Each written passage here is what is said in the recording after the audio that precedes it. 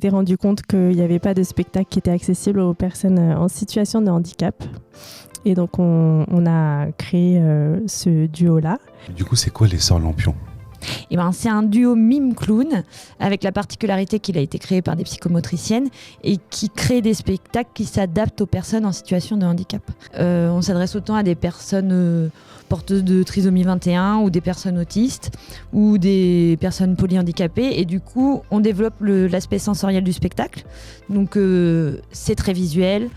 Au niveau sonore, il y a beaucoup de musique pour faire une enveloppe sonore confortable. Et puis après, il y a l'interaction qui est importante. Oui. Et puis aussi l'avenir, ce qu'on aimerait, c'est développer l'expérience qu'on a eue au Louvre avec les visites sensorielles. On a déjà été contacté par différents musées, donc on est en pourparlers avec d'autres musées. Mais ça, on aimerait beaucoup pouvoir le développer parce que c'est vrai que quand on l'a fait au Louvre, les familles qui venaient avec leurs enfants, qu'ils soient enfants ou plutôt grands, ados, ils étaient vraiment ravis de pouvoir en fait déambuler dans cet espace qui semblait pas accessible pour eux et finalement où là le cadre était adapté pour pouvoir les accueillir sans qu'on les regarde étrangement.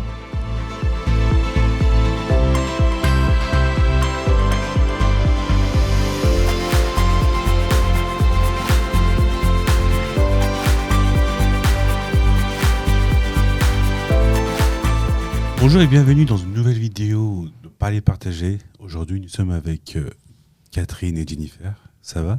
Oui, très bien. Bonjour. Bonjour. Qui êtes-vous, Catherine et Jennifer ? Alors moi, Jennifer, je suis comédienne et clown. J'interviens à la fois dans le milieu hospitalier que dans les écoles et dans les théâtres.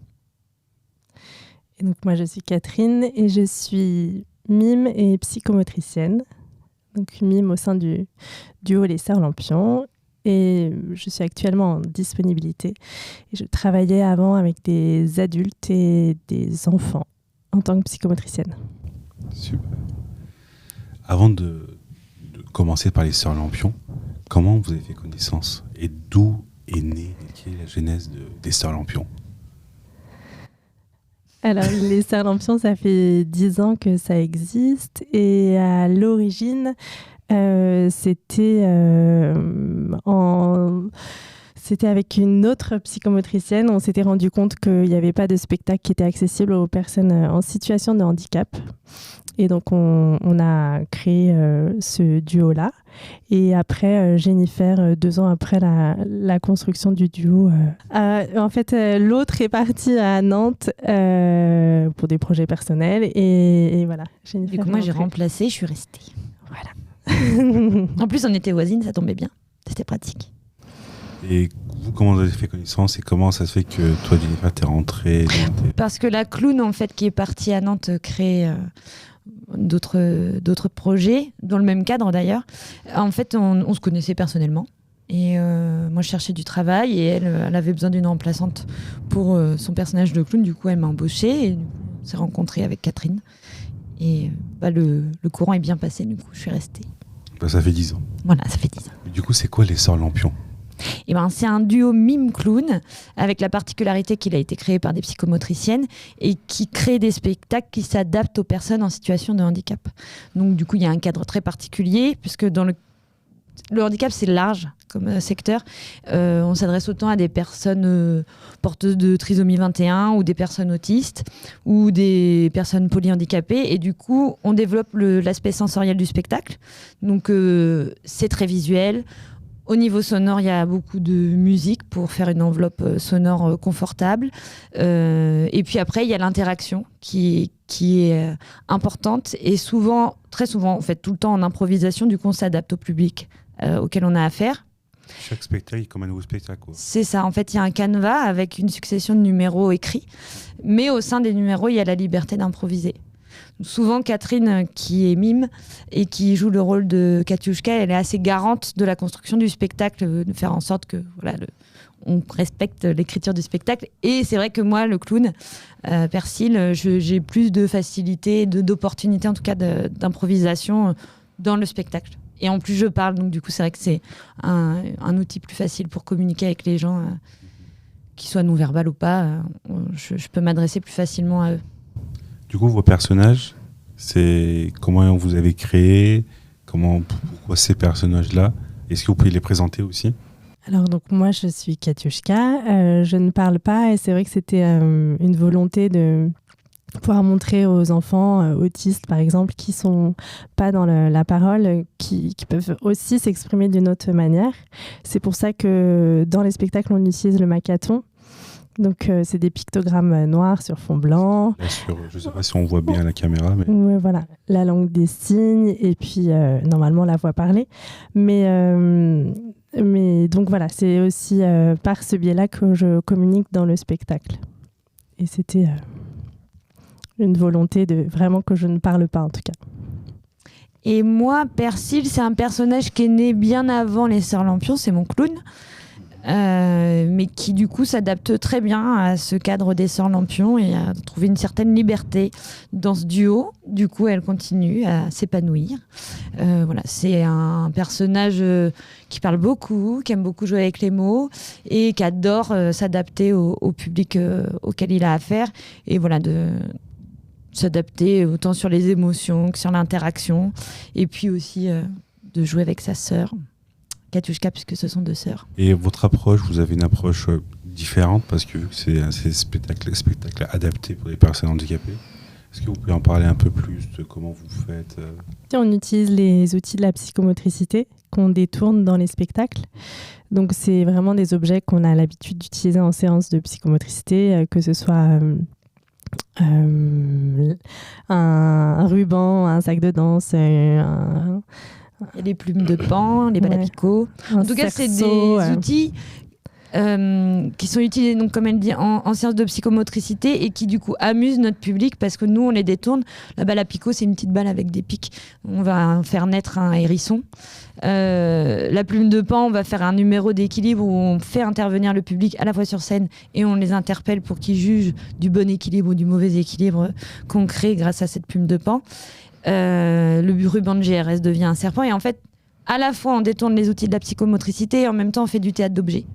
Du coup il y a un vrai lien entre l'art, la marionnette, le détournement d'objets, l'environnement duquel je viens en fait moi, et la rencontre avec le milieu du handicap et de la psychomotricité, l'environnement plutôt de Catherine, ajouter à ça le mime, et du coup c'est un vrai mélange de tout ça qui fait que les spectacles artistiquement sont du spectacle vivant.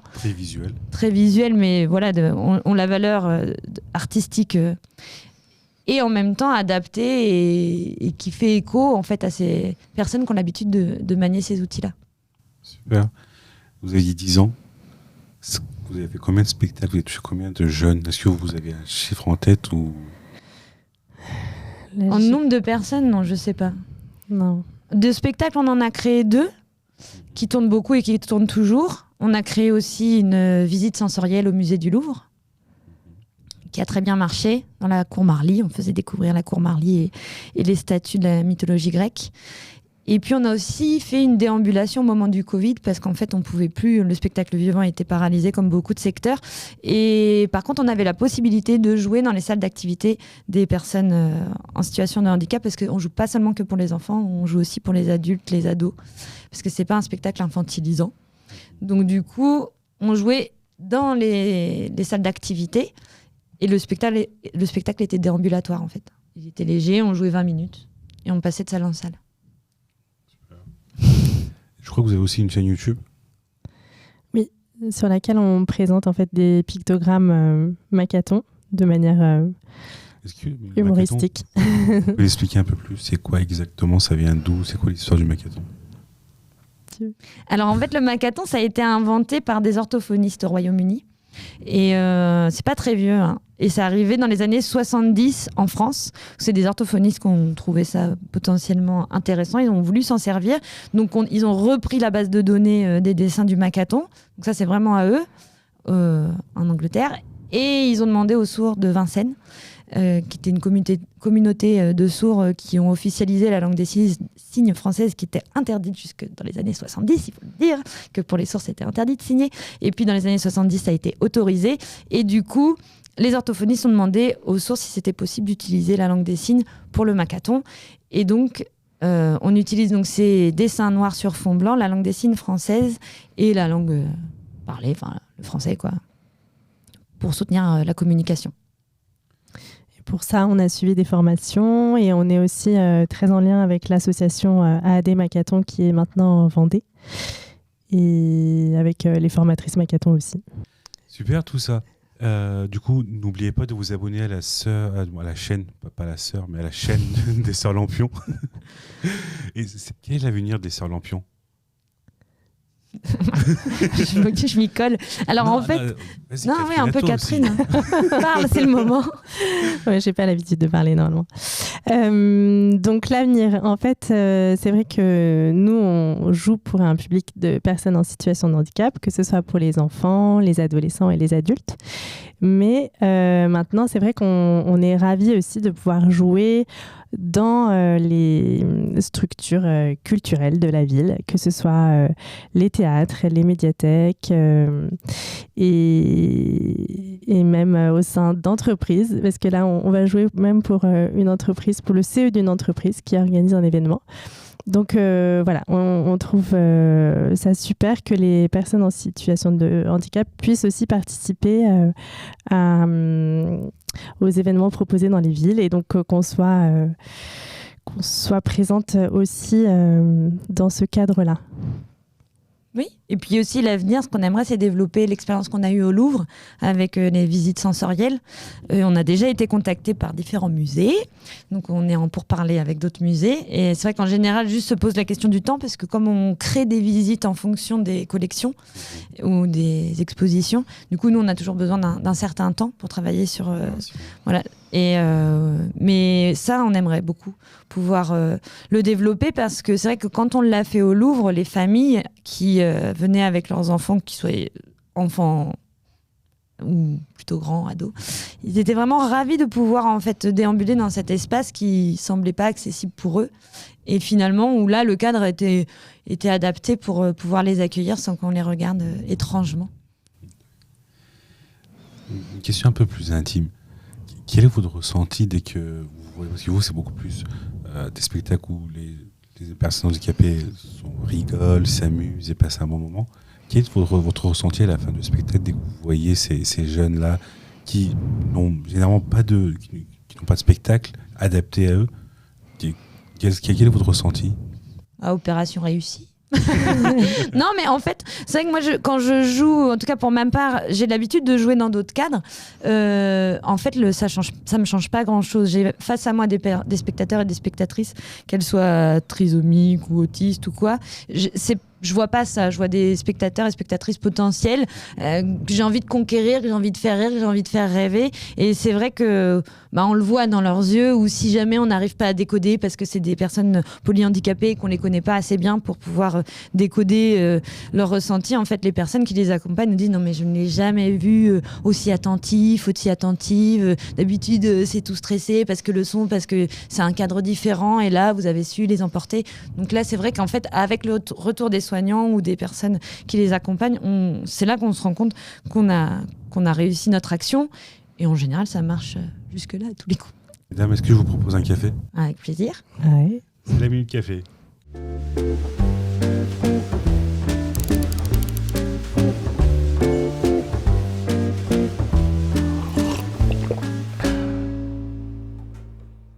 Vos cafés. Merci. Merci. Là, c'est un moment un peu plus détente, un peu plus off, où on parle de vous. Mm-hmm.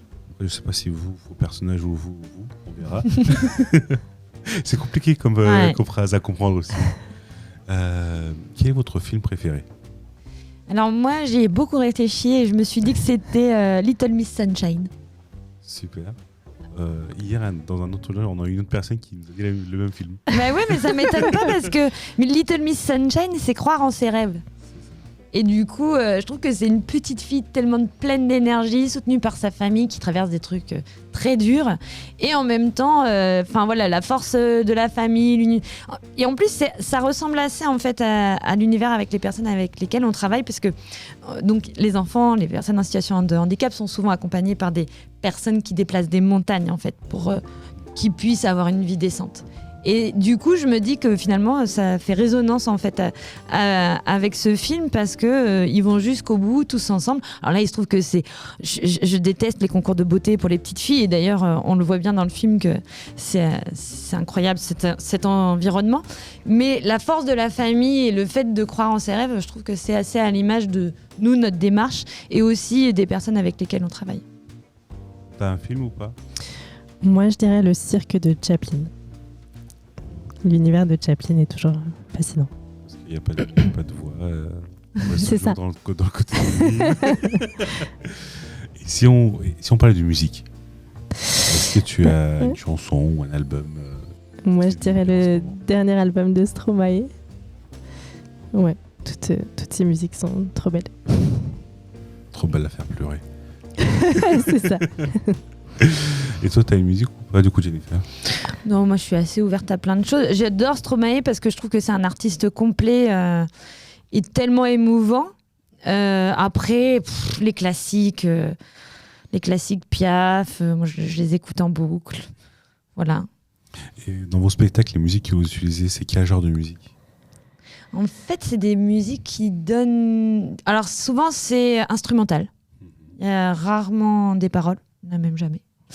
Et puis, c'est des musiques qui ouvrent sur un univers en fonction de ce qu'on a envie de donner comme intention, si c'est joyeux ou plutôt mélancolique ou plutôt rêveur. Et souvent, ça appartient... Bon, c'est pas nous qui les créons, enfin en tout cas sur les spectacles précédents, mais on essaye que ça appartienne pas trop au domaine trop connu pour qu'on soit garante d'un univers qu'on veut transmettre et que les personnes partent pas dans un autre univers en entendant cette musique-là. Ok.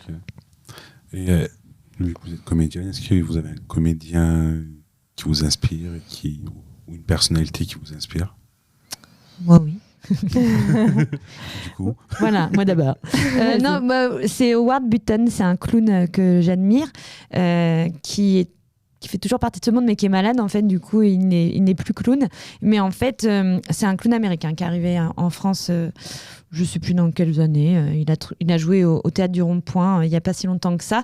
Et en fait, il a, à la fin de sa carrière, dédié sa vie aux personnes autistes. Donc du coup, c'est vrai que moi, quand je l'ai découvert, je rentrais dans le monde du clown et il était clown.